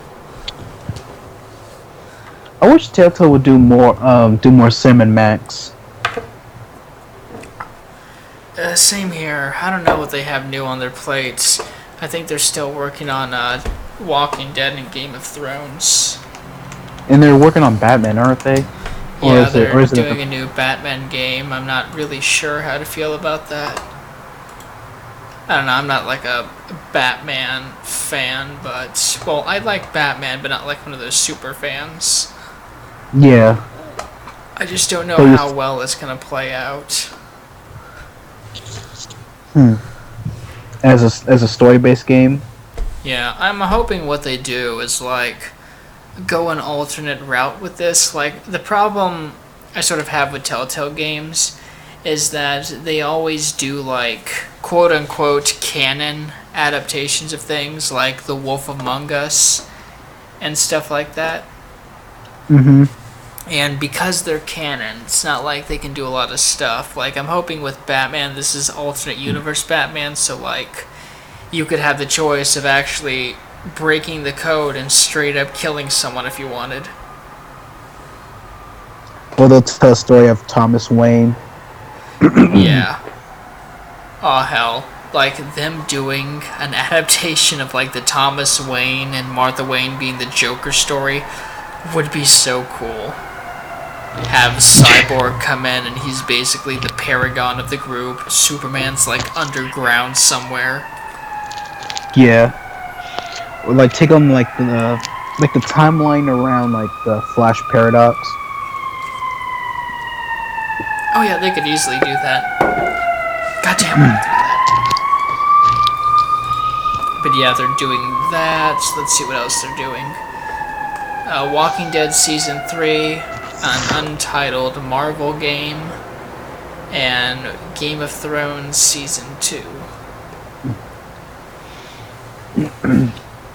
It's a shame they didn't. They're probably not going to do a sequel to Tales from the Borderlands because that was like probably one of their best games. Oh, it ended? Yeah, they haven't released plans on a sequel, and really, they probably got some of the best voice actors out of the group, like... Freaking hang on, let me pull it up. Wasn't Troy Baker one of them? Yeah, Troy Baker. The guy pretty much everyone uses, Laura Bailey, Chris Hardwick, Nolan North, and Ashley Johnson. What was the guy who played Joe Swanson from Family Guy? I know he was in there. Yeah, Patrick Warburton. Yeah. I love him, I love his voice. Right? He was also from Crunk from Emperor's New Groove. What other characters he does? He does a lot of characters. I'll pull it up. He played Guy and Ted. Oh, Brock Sampson from Venture Brothers. Have you seen Ted 2 yet? I haven't seen Ted 2 yet. I did. How was it? It was pretty funny. I was laughing. Do you think it's as good as the first one? Yeah. This one, it has Morgan Freeman in there. Aw, badass. And then, they went to a comic convention. They went to Comic-Con, and then, Warwick, is that his name? How do you The think his guy who last does name? Joe or someone else? Yeah, yeah, Oh yeah, Patrick Warburton. yeah. Warburton. He was in Comic Con just picking on nerds the whole entire time, and he was just like he was just in like some sort of blue costume. I forgot what character it was. Oh, and Goku from someone cosplay as Goku, and then he got hit in the nuts by a cannon. Because there was some sort of fight that broke out because Mark Wahlberg was trying to find Ted, and then just a huge fight that broke out because they messed up the Chrysler Flash Gordon.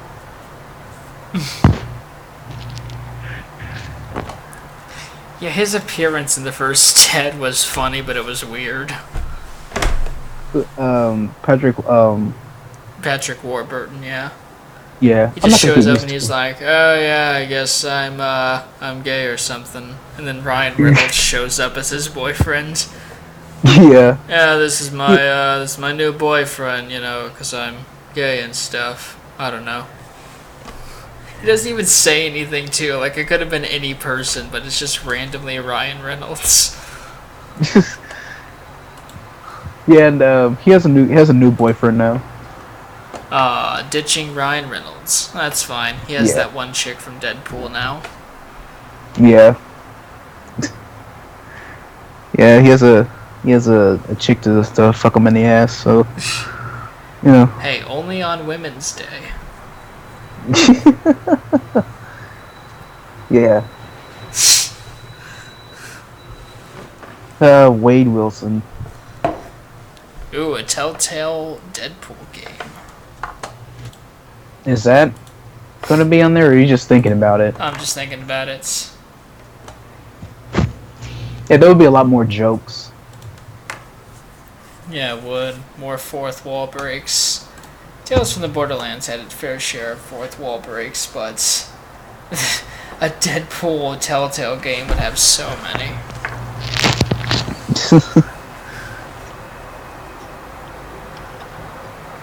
But I still like it to be an action game. Yeah.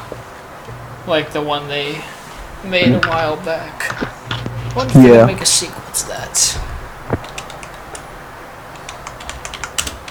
I imagine they any- will, since like a new movie's coming out soon. Isn't there isn't there any game that you would not like to see Telltale doing? Let's see, something I wouldn't want Telltale to do.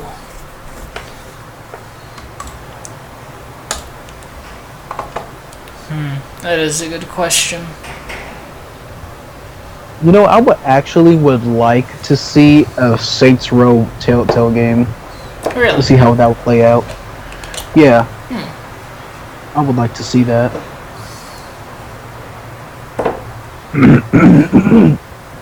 As for it to work, I would have to say either if you have Saints Row 4 saved on there, like they'll actually use your character to be as the protagonist, or maybe have the story wrapped around Johnny Gat or Shondi. I see. Or we can go like further way back before the boss joins the Saints. That's how it probably would be logical to wait. I would see the only ways it could work.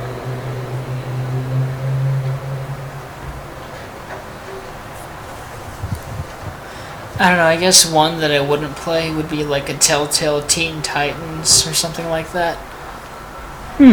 Really? I don't know, just because I don't think they'd really be able to bring much to it. That would be like anything, like, I don't know if I'm gonna play the Batman one. I would not like to see an Archer. Oh, an Archer Telltale game? Yeah. I don't know how it would work. I can know it would be funny and there are a lot of jokes, but if you're gonna try to make a choice type of thing, like even though it's not like your choice wouldn't really matter at this point, but I just don't know what logical way it could work for Archer. I don't even know how they'd make it now, like, because they always add emotional stuff to their games. Like, even Tales from the Borderlands, a comedy, still had its emotional moments. I don't know how Telltale could do that for Archer. I would like to see how they pull off in Saints Row, because they had dramatic moments, and as it went along, it was just silly and was full of nonsense. So it wasn't really much a good story at this point. But I could see that if they go back to their original roots in terms of story, it could work. Like the second one.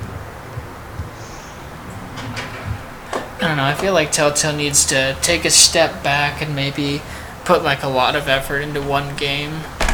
Because I feel like their novelty is going to wear off soon, and I don't want to see them go away. I still feel like they'd have a lot more to offer, but looking at this right now, they're still doing Michonne, they're going to be doing Batman, they're going to be doing Walking Dead Season 3, they're doing a Marvel game, they're doing a Game of Thrones game. They have so much planned out for themselves. Like, really, take a break, relax, work like a few years on a game, and then release it. Yeah, just focus on one story.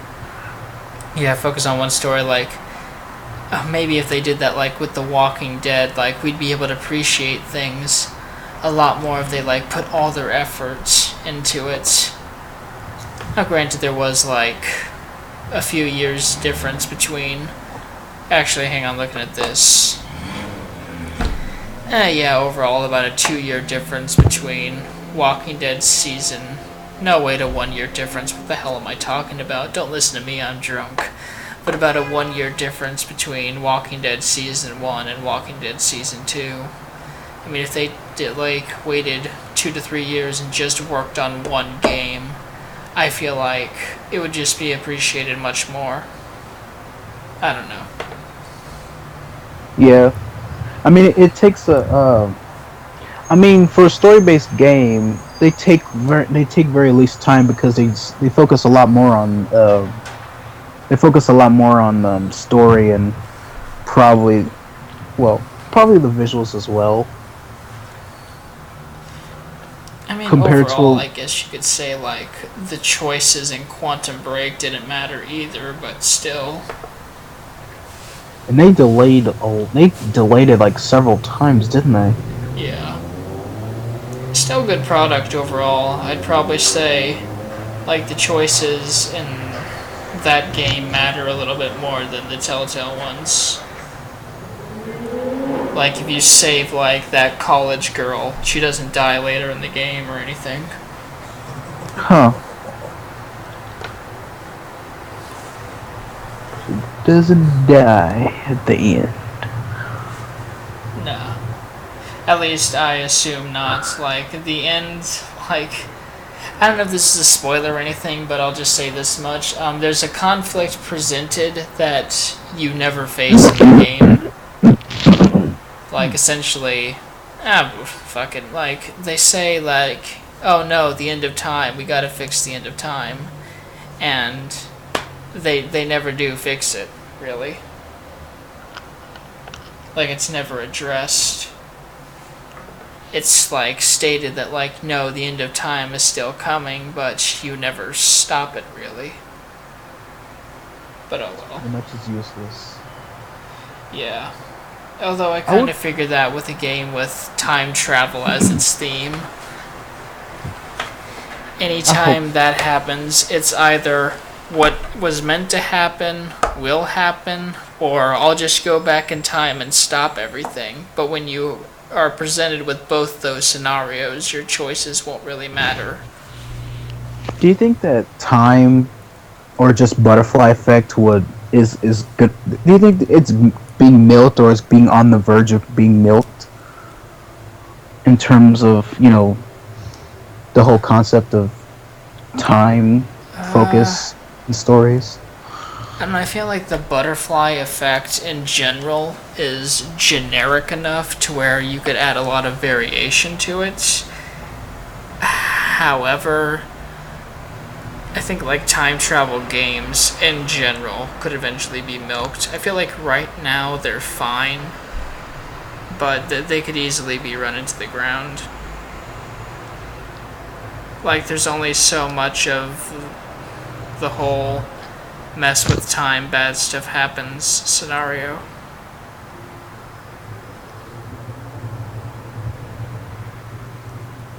It's hard to say. I guess, like, to answer your question, yeah, I guess eventually maybe the butterfly effect could be run into the ground, mostly to the point of, like, people just getting sick of time travel stories. But I don't know, people still buy zombie games, and that's been around a lot longer than time travel in video games, so it's hard to say. That's true. So, I know this is not Telltale, but it's still like the same genre in games. What do you think? What do you predict? What will happen in Life is Strange? Like, what do you think? They're gonna go with? The developers are gonna go for that one, since they're My supposed guess to be gonna. is, since they said new characters, I imagine, it's hard to say where they'd go with it. If they are gonna do new characters, which they should,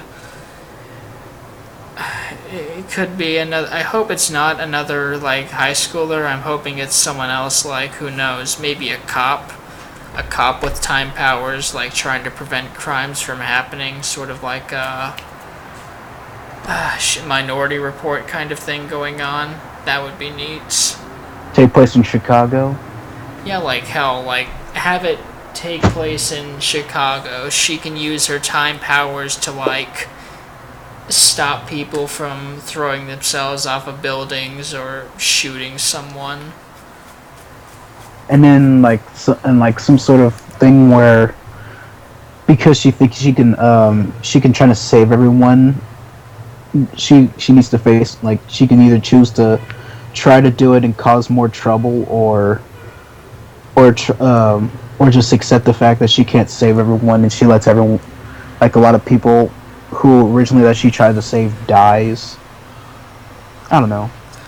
What Yeah, I think they should do is, and this was sort of a prediction, and like this was like a theory in the Life is Strange game, but I feel like if they really fleshed it out, it could be a good concept. But have like the time power cop track down a serial killer who also has time powers. So like if he killed someone and got caught, he'd just go back in time and kill someone else and not get caught. Yeah, But like just have. the main character could be like aware of time changing, so she knows, okay, no, I know that person originally died, not this person. So she could like use that to track him down or something. Yeah, that could be a good one. I would think that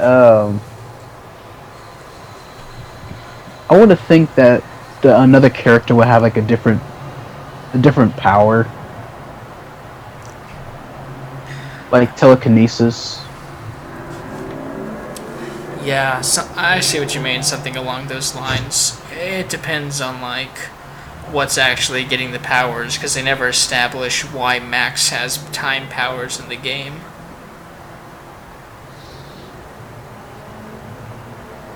So, you know, maybe it's something spiritual or weird like that they could throw in.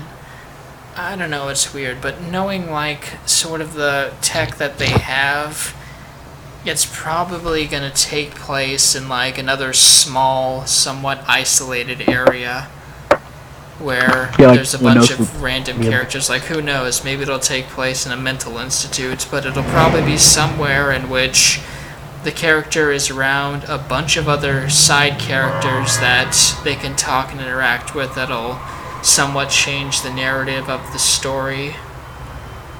Yeah. It's hard to say. I'm willing to give them the benefit of the doubt and see where they're going with it.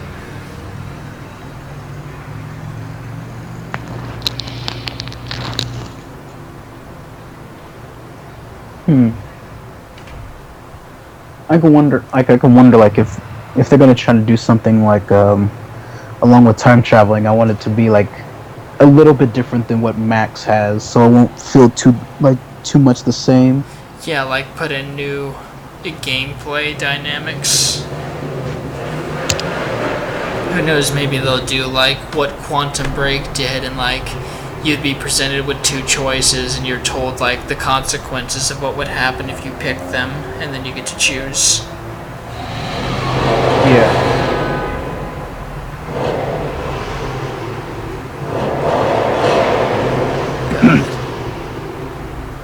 Like if you save this person dies, or if you save this person, this other person dies. Yeah. Shut the fuck up. Is it the same driver? I have no idea. It's probably a different one. I don't know. There's nothing but a bunch of crazy people in this city. Swear to God. People with big balls and big money. And you're definitely right about like the violence here in Chicago too. Like I watched like a student-made documentary on it, and they're like, yeah, it's pretty bad sometimes. Like one dude in my screenwriting class, his friend got the living crap kicked out of him by just some random people. Jeez. Yeah, he's still like- alive, but still like they jumped him. Jeez. Huh, there's something there. Maybe like a crime lord with time powers. That would be pretty interesting. Like they'd always be able to tell which gang would do what, so they could like manipulate them and stuff. Yeah. Like if I do this, both gangs will be reduced to half, but they'd both come after me. But if I do this, this one gang will be gone entirely, or stuff like that. That would be a good idea. It'd be hell. I might do it for that one project I'm working on. Like that one choice-based thing I told you about a while ago. Uh-huh. Really, I think I'm skimming away from post-apocalyptic and maybe get into more crime. I don't know, I feel like post-apocalyptic games have sort of run their course, so maybe do it crime-based. Yeah, man. That's what I want. A crime-based thing. Why, yay. Small brains. Indeed. Big ego. I drive a big fancy car. Cars are for schmucks in this city. Those are choppers. Parking charges you out the ass. It's not even worth it. Damn Well, degenerates. not in the South. You go down Chinatown, it's like $2.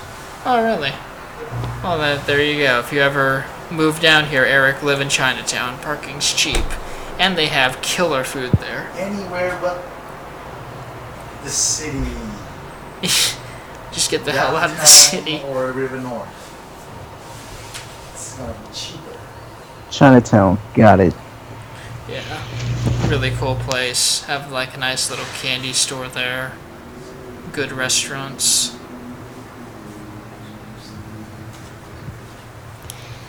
I don't know, like, I have to substitute for my Mexican food. Like, I really miss my Mexican food back in Missouri. There were, like, so many restaurants around to get it. Here, it's mostly Asian cuisine.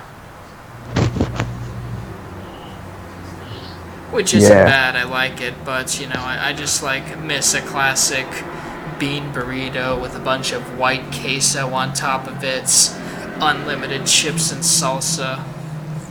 Oh yeah. Like going on the border. Yeah, on the border, El Maguey, salty iguana, all that stuff. It's nice to have a little mix-ups here and there, so you won't get tired of the food you like. Yeah. Let's see. Trying to think of what other like scenarios would be cool for time powers. Really, that would be a really cool idea, like a crime lord having time powers to be able to tell what would happen with each decision, carefully navigate, know which one of his friends would die if he did this or that. Yeah. The sacrifices. You know, you could sacrifice your best friend, or you could lose control of your gang, or stuff like that. Yeah. I'm actually going to start jotting down ideas. This is a good idea. You're really helping me out here. This is like... Yeah, this could actually Yeah, screw Square work. Enix. Let's do our own thing. Yeah, we'll do it, you know. Crime lord, time powers, tries to take control of the city, taking people on, taking on the cops, the drug cartel, you name it. Be the public enemy. Public enemy number one.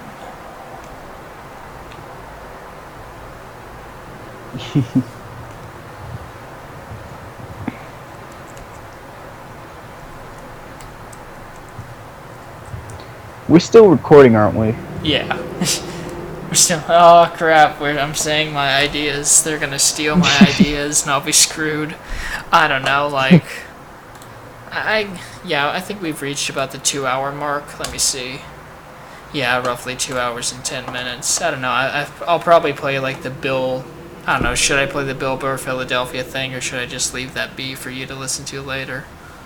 Yeah, you can just go ahead and leave that be. I'll find it myself. Yeah. Because it is definitely the proper way to respond to people booing you. Like, you know, if they're gonna be booing you and disrespecting you, give them something to boo and be pissed off about.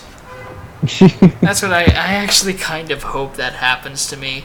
Like a big crowd of people boos me just so I have an excuse to piss all of them off. Yeah. Just be the ultimate troll, man. Yeah, that's right. You brought this on yourselves, you sons of bitches. Who would you try to attack first? I'm just wondering. It would like depend on the group of people, but I wouldn't like attack, like, I wouldn't do low blows like cancer or like attacking the disabled, but like I would find something the group really likes and takes pride in and just destroy it. I was gonna say what city specifically. Oh, what city? Yeah. I don't know, hard to say. Any would be fine by me. I would probably like do my research on the city beforehand, just on the off chance that they boo me, just so I can destroy everything they like. I was gonna say Alabama, but I don't know. I might be in a risk of getting lynched. Yeah, I was about to say, yeah, Alabama, they're still really backwater. I'd say if you do try that shit, like, keep a gun on you and make sure your bodyguards keep guns on you. I mean, not like on you, but guns on the crowd. Yeah. You know, shoot someone in the kneecap if you have to. Tase them. Buy one of those taser knuckles. Yeah. Or those Huey, or those shock gloves Huey has on the Boondocks. Yeah. You know, not to stereotype a state or anything, but backwater states like that, you do have to be careful if you're not a white guy. I'll say that much. Yeah. Sad, but, you know. That's the type of world we live in. Hopefully they'll change. Hopefully we see changes. I probably might say Florida. You should tear apart Florida. Yeah. Florida, full of old swingers and Cubans. I don't know, I guess I'd take on Texas just because they're such an easy target. Oh, God. Like, it doesn't even have to make sense. Like, I remember somebody asked me once, like, if Planet of the Apes happened and, like, 100 gorillas had guns and horses and took on Texas, would they win? And I think I said something along the lines of, they don't even need the horses and the guns. Dang. And it doesn't even make sense, really, but I think it's just funny, like, just to needlessly shit on a state.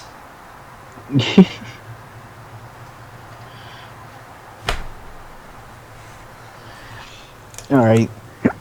Should we do outros? Yeah, we will do our outro. I would like to personally thank all of you for sticking with us through this podcast and enjoying our succulent voices as we read you somewhat pointless but still interesting stuff from the internet. Sorry to special guest Will.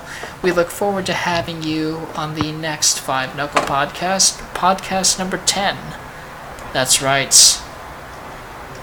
I don't know, Eric, would you like to give the final word? Yeah. Like Spencer said, our bad will, freaking Skype, they need to get their stuff together. Thank you all for watching. Comment, what is your favorite retro game, and what type of Telltale game would you like to see? Like, comment, subscribe, and share. Have a good day.